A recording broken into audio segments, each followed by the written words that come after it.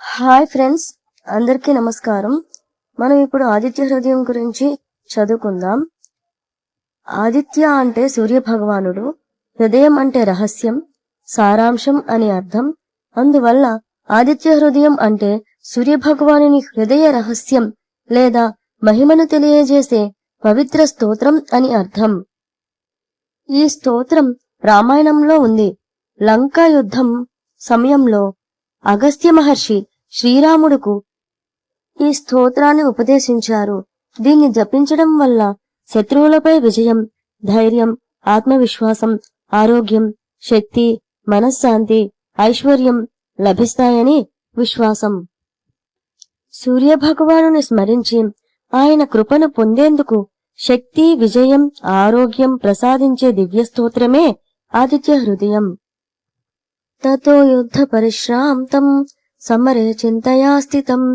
రావణం జాగ్రతో దృష్ట్వా యుద్ధాయ సముపస్థితం దైవతైశ్చ సమాగమ్య ద్రష్టుమభ్యాగతోరణం ఉపగమ్య బ్రవీద్ రామ మగస్త్యో భగవాన్ ఋషిః రామ రామ మహాబాహో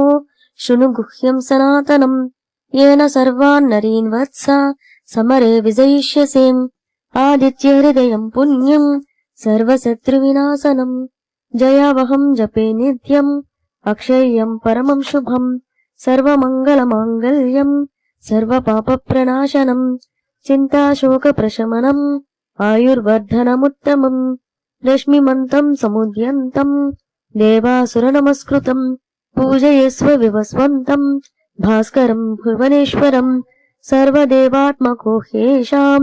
तेजस्वी रश्मिभावनः एष देवासुरगणान् लोकान् पाति गभस्तिभिः एष ब्रह्मा च विष्णुश्च शिवः स्कन्दः प्रजापतिः महेन्द्रो धनदः कालो यमः सोमो ह्यपाम्पतिः पितरो वसवः साध्या ह्यश्विनो मरुतो मनुः वायुर्वह्निः प्रजाप्राणा ऋतुकर्ता प्रभाकरः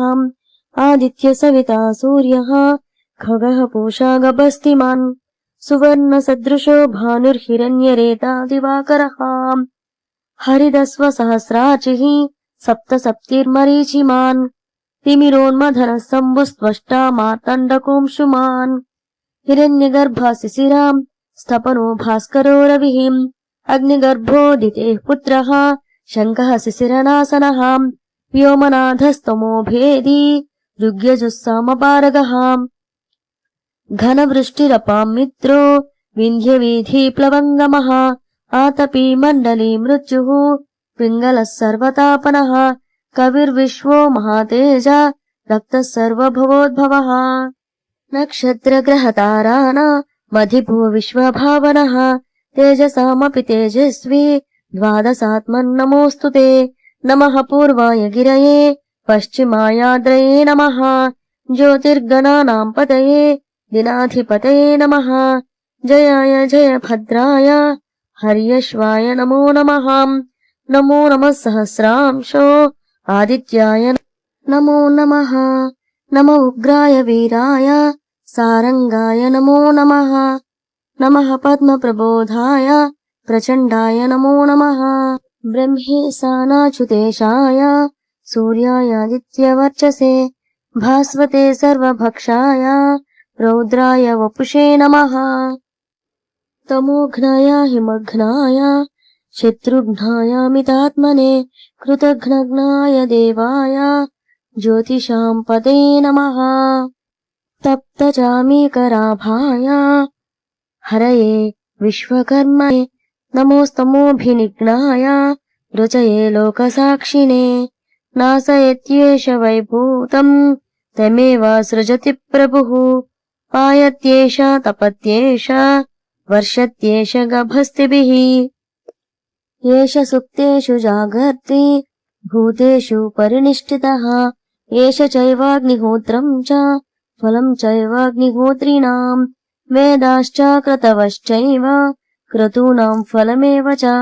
यानि कृत्यानि लोकेषु सर्वेषु परमप्रभुः मापत्सु कृच्छ्रेषु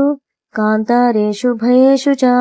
कीर्तयन् पुरुषः कश्चिन्न वसीदति राघव पूजयस्वैनमेकाग्रो देवदेवं जगत्पतिम् एतत् त्रीणि तं जप्त्वा युद्धेषु विजयिष्यसि अस्मिन् क्षणे महाबाहो रावणं त्वं वधिष्यसि एवमुक्त्वा तदागस्त्यो जगाम च यथागतिम्